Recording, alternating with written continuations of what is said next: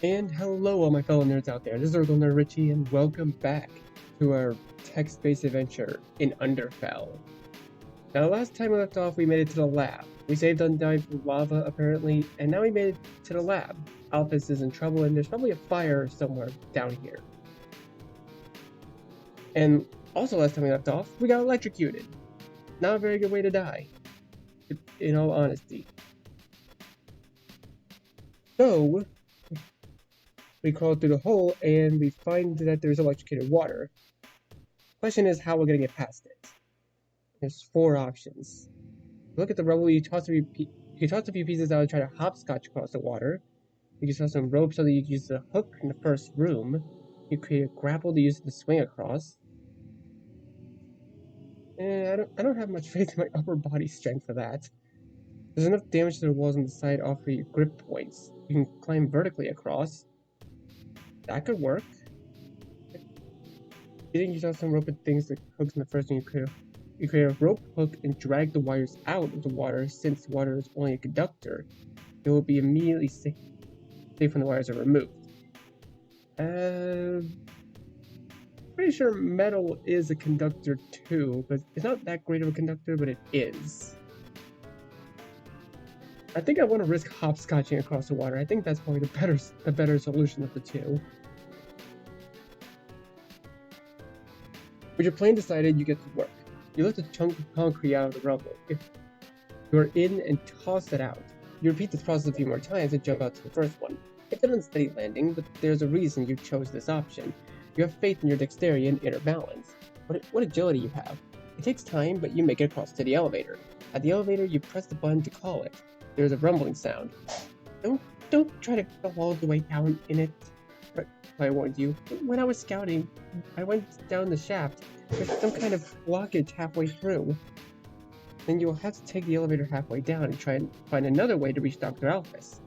You enter the elevator. Fly presses the button for you with one of his vines. The elevator shakes as it goes down. You hear the sound of metal grating against metal. The elevator abruptly stops as it slams a halt with enough force that throws you to the ground. The lights go out. Breathe out a sigh and call upon your soul for light. There's an emergency hatch above, Flowey points out to you. You thank Flowey. He reaches up with his vines to pop the lid off for you. His vines hook around the top and then he detaches them himself. They should hold their weight long enough to get out, he says. Aw, Flowey's kicking butt today. You thank him for his help. He smiles weakly. I like helping you. So nice, Richie. I don't want anything but bad to happen to you. You feel the same way about him. You grip the vines and use them to climb your way up. It's a struggle. With a hoist, you pull yourself out of the elevator. With the glow of your soul, you take a look around the elevator shaft. It looks like the inside of the elevator shaft of every elevator shaft that you've seen in movies. A concrete tube with metal poles and wires. Flowey glances around. We aren't near the blockage, says Flowey. I don't know why we stopped.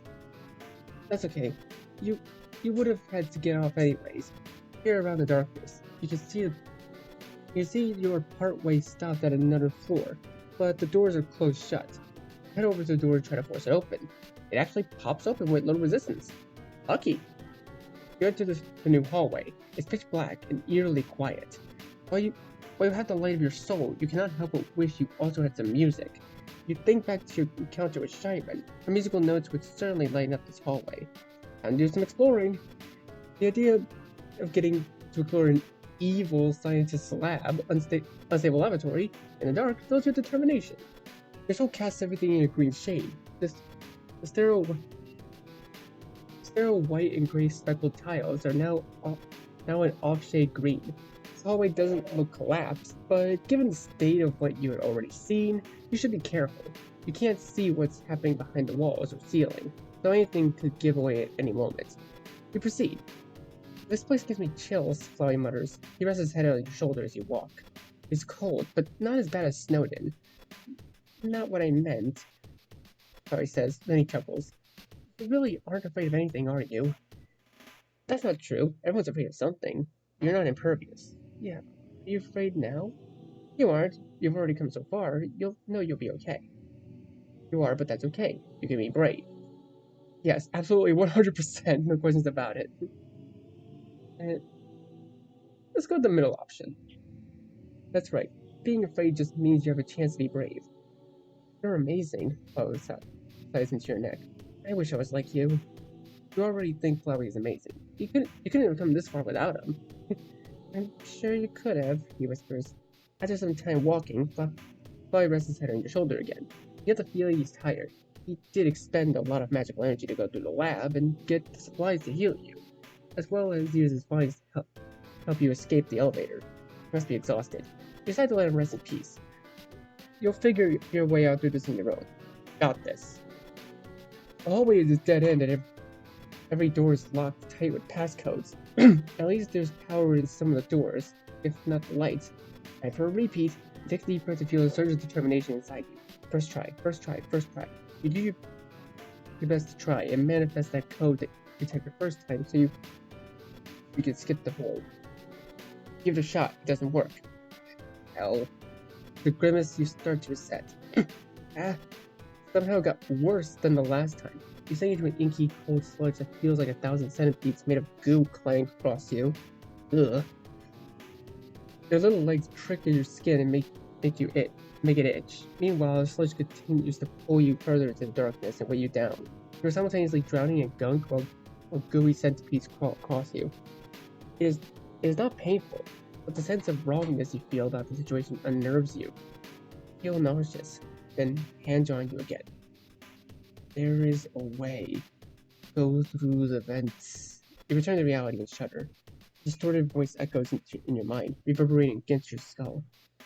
You rub your arms to try to eliminate the lingering sensation you have of bugs crawling across you. The voice suggests the vents. On the surface, vents are too small to crawl through, but perhaps it's different for monsters?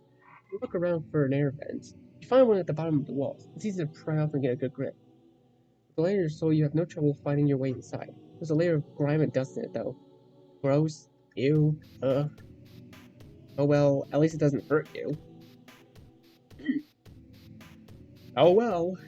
There's a ladder attached to each vent going down so you can effortlessly move down the floors. For several floors, you move down without issue. You count the floors as you go down. You recall that there are 18 buttons on the elevator. There was only a down arrow on the elevator when summoning it from the first floor. You infer that there's no floor above the ground floor, which means there are 17 floors to go down. The elevator stops working 5 floors down, so you have to climb 12 levels. Fortunately, before you can climb it down any further, you run into some blockage. There's some kind of white goo in the vent. Oh. You poke it. It's cold and elastic. I haven't seen anything like it, and you're not even sure why it's there. You have to exit the vents here and try out for another section. The vents to crawl down. Climb back up to an opening and kick the vent open. Gosh, who would have expected you get into such a workout in? At least you're climbing down instead of up. Getting back out, you're not looking forward to that. Use the back of your sleeve to wipe away your sweat. The new floor you're on looks heavily charred. There's white foam scattered across the blackened floors and hall. It's clear to you that there was a fire on this floor. You look up and see dangling from sprinkler heads in the ceiling. The lab must have activated some kind of fire suppression system, the foam, and put it out. Did the fire originate on this floor? You see a gaping hole further down the hallway. You could drop below to the next floor and re-enter the vents and continue on your way. Or you notice some rooms no longer have doors on them. You explore. I mean, I kinda want to explore the floor. You never know what you're gonna find, so I might as well explore. It smells like melted plastic. I hope your friend can rest through the stench. Enter the room on the far right, far left, immediate right. Enter the gaping hole and back to the hallway. Let's go from right to left. Let's go from top to bottom. Far right. As soon as you enter the room, you feel an unnatural chill. The shiver inches its way down your spine, leaving the hair on your back of your neck standing. Everything in this room is well protected from the fire because it's all mostly metal and tempered glass. This looks like an operating room. There are metal tables in the center of the room. There's a clipboard with some paper next to it, up to one of the trays. You pick it up. It's dated a month ago. There's a sticky note on the top. It reads, "Delayed dissection. Prioritize expansion of the East Protein orders." Transcript. Dissection of X63. This is Dr. Alphys about to perform dissection of subject X63. Brought in by the judge. Transcript for initial observations will now begin. Subject 63 was kept in a vacuum for 15 years, 6 months, and 3 days. After death, the vacuum perfectly preserved the corpse. Because the human body is around 60% water, but keeping it in a vacuum caused an interesting effect. The liquid in the body boiled, changing from liquid to gas. All tissue in the body expanded. Video shows embolism of the body upon entry of the vacuum. All liquid and gas pulled out of the orifices and caused a near-instant freezing effect. Death was in less than 2 minutes. Dissection will confirm cause of death. Rewatching the death video does support initial hypothesis that a vacuum ray gun would be lethal against humans. As most monsters do not have water, it's possible they would survive a shot. Zoom off of the track. I wish Dr. Gastor was here to discuss. He's much more familiar with monster anatomy. Here, please start the camera and have it aimed at the table. Oh, also, please confirm if ventilation system is working properly. Human corpses always reek. I hope no more humans fall down. Here, please make a note. Subject 63 has a dot tag that reads Nathaniel Cross. Please update our records to rename him. Long pause. I'm going to start now. End transcript. You set the clipboard down and look at the operating table, or rather, dissection tables. Move around the room and peruse some of the paperwork. It looks like there were many more dissections in this room. The captured humans, the monsters tested ways to have them efficiently killed. From the notes between the scientists, and they were searching for ways that could kill humans without hurting monsters. That's not surprising when you stop to think about it. From what you gathered, monsters have not had good encounters with humans. They're isolated, closed off, and the humans who previously fell down were hostile. So, that's not the way humanity is now. Looking at these timelines, you'd think these humans fell down around the time of the Great War. It's understandable why they would be hostile. It's a tragedy on both sides. The monsters, the humans, you can only hope to make things better going forward. You want to show them that humanity has changed. If you can do that, then maybe everyone could be happy. It looks like there's nothing else you can do in this room. You want to explore this floor. Let's try the room on the far left. This room doesn't seem as destroyed as the hallway. The ash and char cover the walls, but the center of the room is untouched. There are bookcases there. They're encased in some kind of glass wall. Perhaps the safety measure activated when the fire was detected. You approach the glass-encased bookshelves. Many of the titles are written in a language you can't read, but you do see a few books that you can. Maybe let's take a closer look at them. You put your hand in the glass, curious to see find a latch or a hatch. The more your finger touches the glass, slides up into the ceiling. The books are free to examine. Ooh, okay. The barrier. The book is more like a collection of loose papers stapled together. It's handwritten, and the pages are yellow with age. There are also several different handwriting styles on it. Sticky notes attached to some pages. The barrier. The barrier requires maintenance every 10 years. It was initially placed over Underfell by 7 human wizards to keep monsters sealed and hidden. It deteriorated over the course of a century, and without maintenance, it will evaporate. Magic must be constantly supplied to the barrier. This is achieved by using Dr. Gastor's core. Every 10 years, the human soul must be fused into the barrier to maintain the extra enchantment requested by the king. Stop reading. The monsters are keeping the barrier up by choice? You look through the page to see if you can find a reason, but you don't. It only talks about the spell used to cast the barrier, as well as to maintain it. Try and put it back. Boss monsters. This is a large tome. Boss monsters are the strongest type of monster. Boss monsters are monsters born with significant boost in their attributes, as well as unique abilities. The abilities are hereditary and will be shared among the family, although some members may have more than one unique ability. It should be noted that boss monsters don't only monsters on record with the potential to retain a human soul, although no boss monster has been able to utilize the soul's full power. All captured souls can only act as a supplemental source of power to the monster's magic until the energy is depleted. In this book, we will take a look at what triggers a new bloodline of monsters to appear, as well as the physical differences between the boss monster's magic and regular magic, as noted in the Sweets and Gas storyline. Third page. It looks like the next page is a list of names. Registered boss monster as of XX16. Azure Dreamer deceased. Breaker Maker deceased. Thin Amon deceased. Jerson Revma deceased. Hazel Sweets deceased. Justice Maker deceased. Little Lamb, Mary Lamb, Nest Scotch, Oper Ra, Papyrus Gastor. Papyrus Gastor? Wait, what? Oper Ra deceased. Rivera Persona. Persona. Saturating Sweets deceased. The Judge. Name redacted on requested and approved by Acting King. O-O-Ing. Deceased. Toriel Dreamer missing. Rub-O-Ing. Undying Revma. Velveteen Ra. Whispers Ra. Winged Gastor missing. You run your finger down the list. To think you've already encountered 2 boss monsters and lived. Wow. Pretty badass. You wish you had the time to really read the book in depth, but you do have someone to save. It's best to only do a cursory examination for now. Put the book away. Soulmates.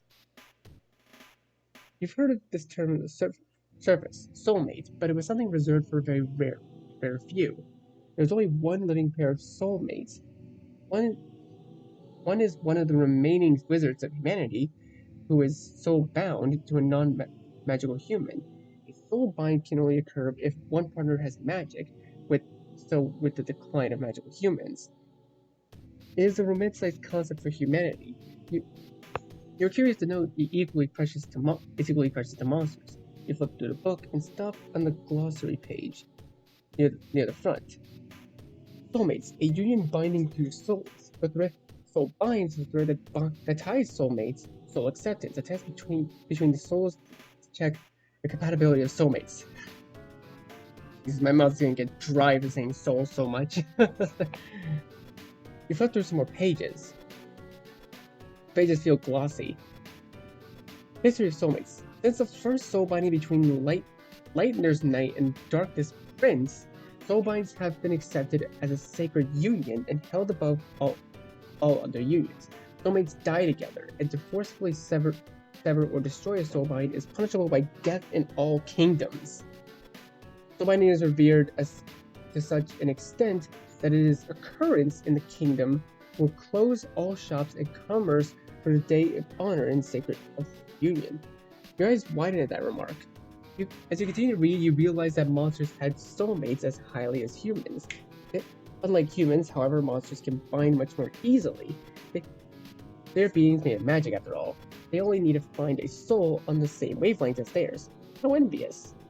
You wonder if perhaps you could find your own soulmate one day.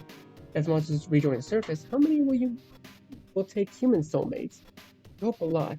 You hope you'll get to see so many wonderful unions in your lifetime. A thought pops into your head. Imagine a whole month back-to-back daily soul bindings. A month where everyone simply celebrates the honor of love and joy. A constant stream of laughter, joy, and harmony. You know it's not practical. The economy would be unhappy camper if that happened, but it's the warm thought. It makes you smile at yourself. As if you were soulbound with someone. What kind of celebration would you want? An intimate one, only you and your soulmates. A small one, you would only want close friends and family there. A large one, you know what? I'd probably want only a small one. Yes, only those you love should surround you on your day about love. Where would you want it? Outside, on a beach, by a lakeside, in a field of flowers, partially inside and outside a beautiful venue, inside a grand hall, inside a themed hall. I'd probably go with a field of flowers. That just sounds fitting, especially for the frisk that we're controlling. Oh my, you can always smell the flowers. It's a wonderful vision. You hope it'll come true one day. Fingers crossed, you put the book away. Cocktailed Underfell.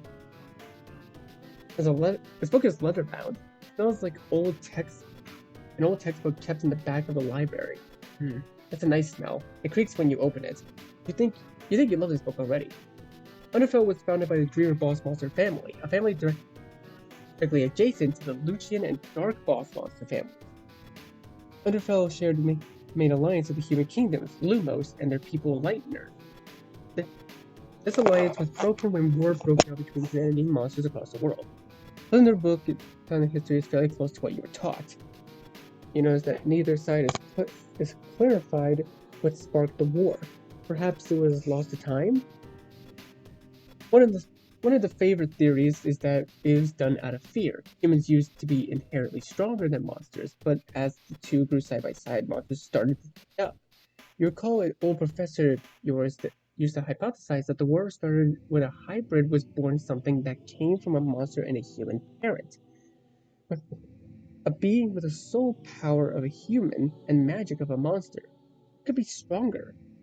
The professor guessed that was the catalyst of fear. Of course, you have no way of knowing for certain. You see no mention of such a creature in the book, nor do you find the reason for the war. On the bright side, you were pleasantly surprised to find the names of the other monster kingdoms. I hope you can visit the kingdom one day. You wish you had the time to really read the book again. You put the book away. Alright, explore the floor. Room to your immediate right. You enter the room to your immediate right. Your boots crunch into ashes. The whole room is filled with ash. The furniture used to be there has been utterly destroyed. When you reach out to touch what you just be a desk and immediately crumbles. It doesn't look like there's anything for you to do in this room. Right, gaping hole at the back of the hallway.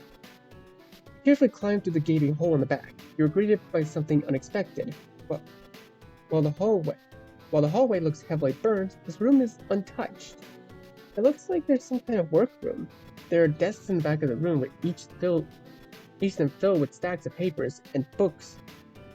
There are microscopes and several monitors spread across the other desks. On the left side of the room is nothing but bookshelves, filled with books written in a language you cannot read.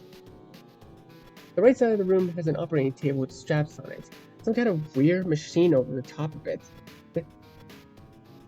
The machine has metal tweezers, needles, and strange contraptions you cannot begin to guess their function. You approach the desks. There is a layer of dust over everything.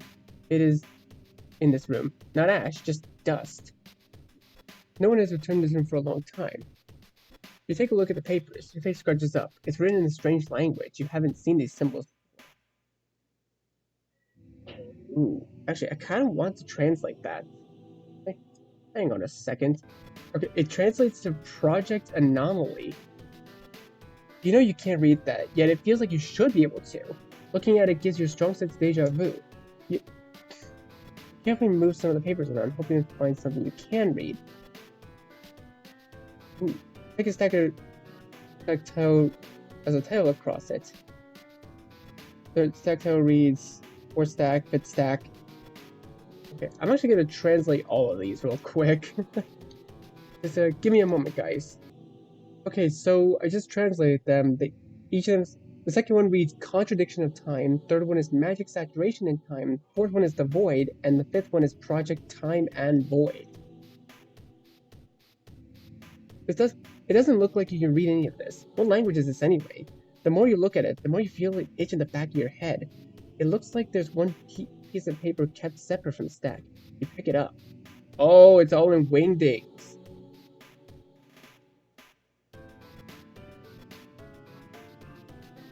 Oh, I am definitely going to translate this. Alright, so here's the full transcript. Research shows the human soul is capable of entering the void, but it causes immense strain. Captured human souls have only been able to survive the void twice before evaporating. Using my magic in a soul has caused it to survive 5 times in trips to the void. Testing with regular monster magic resulted in a 2-trip survival magic provided by Alphys. Alphs. Testing with another monster magic resulted in 5 trips survival magic provided by Sans. Whoops. There seems to be inherent resistance to the void for boss monster magic. A human soul is still required to enter and leave the void, but boss monster magic is required to survive it. I want to see what the humans see. I want to know what's in the void. So I'm assuming all of this is Gaster's research. All of this is what Gaster was trying to look into. He was trying to look into what was causing the whole void phenomenon.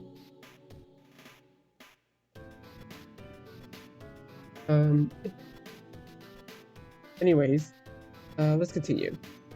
You see in the bottom right corner, there's a date. You go back to the stacks and check the dates on the other ones. It looks like the piece of paper in your hands is the latest entry, although it is 2 decades old. Has this room been hidden away for over 20 years? You want to keep the paper? You know what?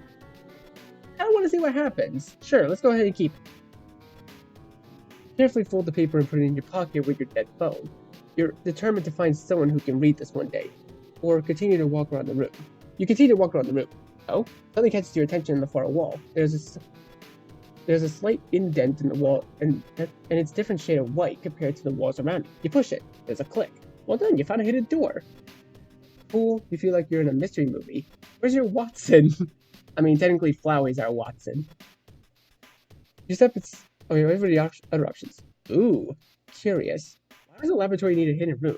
Actually, why does a hidden room need a hidden room? That's actually a pretty good question. Exploring this room seems like a dangerous or stupid idea. You love it. You're going in head first. Yeah. Where's my Watson? You step inside. Your green soul's light fills the room. You've entered some kind of hidden library. There are shelves upon shelves of binders filled with papers in its strange language. You see more desks and chairs scattered about with papers spilling over the edges. There are bulletin boards, whiteboards, chalkboards, and monitors hung up on the wall. On the bulletin boards are pictures of diagrams and strings pinned to connect to them. Chalkboards have layers of chalk that was never wiped away. The whiteboards are, strangely enough, filled with cute little cartoonish doodles. I think some of them remind you of a papyrus. It's a chaotic mess, yet you feel like you understand it. There is order to this chaos, you think. However, whoever owns this room is a kindred soul. You thrive in the chaotic mess. Whoever owns this room needs help. You'd be glad to help to organize this mess properly. It physically pains you how messy it is. You're grateful the owner of them did not seem to eat in there. You can only imagine the awful state it'd be in otherwise. You wonder what this person's house looks like. You have no opinion one way or the other. I'd probably help him organize it.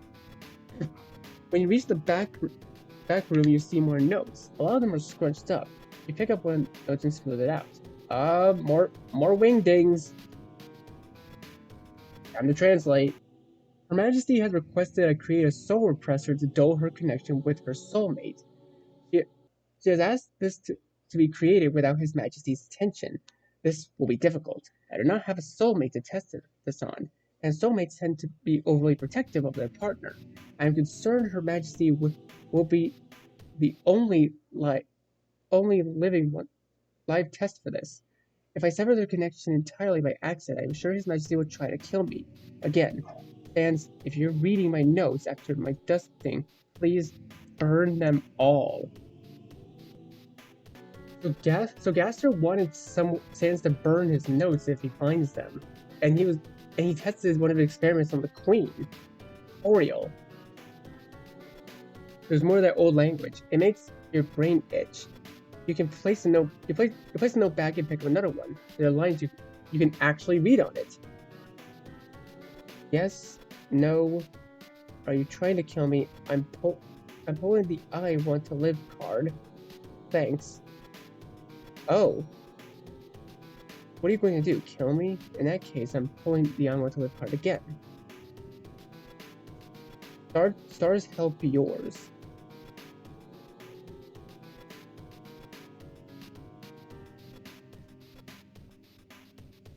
I seriously need to go back and forth and translate this? This is kind of annoying. I'm not gonna lie, this is gonna be annoying to translate all this back and forth. Okay, I'll see you guys in a second. Oh, okay, here we go. Let's go over this dialogue one line at a time. Did you finish building it? Yes. Are any changes to the blueprint? No. You want to be one to test it for Her Majesty. Are you trying to kill me? Tell me? I'm pulling the older brother card. I'm pulling the I want to live card. Fine, thanks. You owe me an experiment. I'm pulling the I want to live card again. You can't keep pulling that. You can't keep pulling that card. What are you gonna do? Kill me? In that case, I'm pulling the I want to live card again. Stars help your soulmate. Stars help yours. Although you can only read half of it, the exchange makes you smile. Oh, you see smaller note taped to the wall. You can read some of the writing on it. Oh. I am jumping through hoops to translate all this to you guys. Obsessive nerd. I hyperfixate as often as you do. Yee, but I'm cool. But I'm on cool stuff. Get out of my lab. You smile. You don't need to understand the full conversation to get the positive impression. This is a note that was carefully taped up for a reason. It means something to the owner of this room. Yet the note was also partially hidden behind some of the taped up diagrams. While important to the owner, they also didn't want others to notice it easily. How surprisingly shy. Cute. You're about to read another note when you catch a glint in the corner of your eye. Investigate the glint, you want to explore this floor.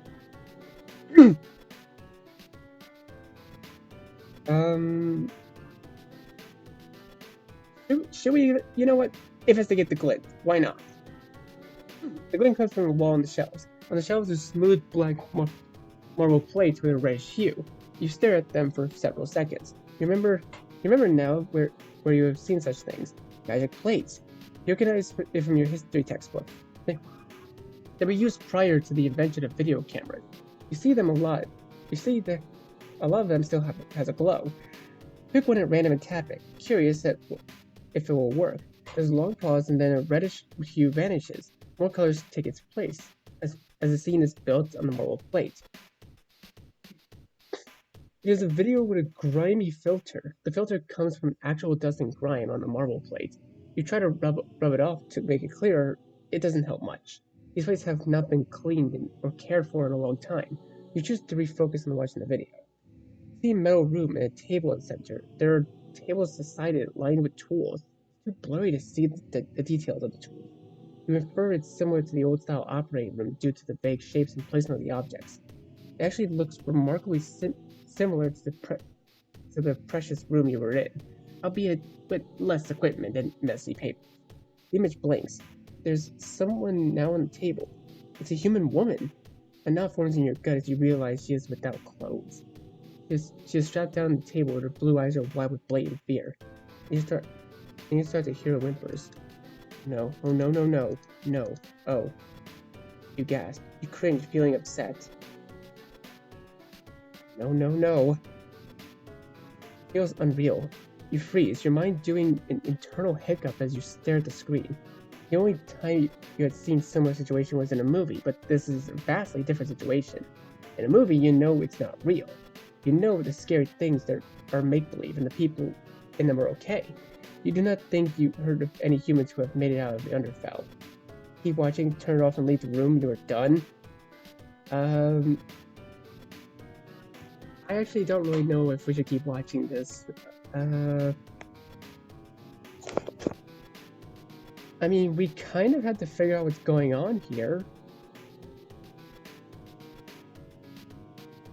I don't know. I'll leave it up to you guys to decide in the comments, because I think that is a good place for us to end it here. So, thank you guys so much for watching this video. Be sure to leave a like, comment what you think, share this video with your friends, and be sure to subscribe with the bell so you don't miss a single notification. I'll see all of you in the next video.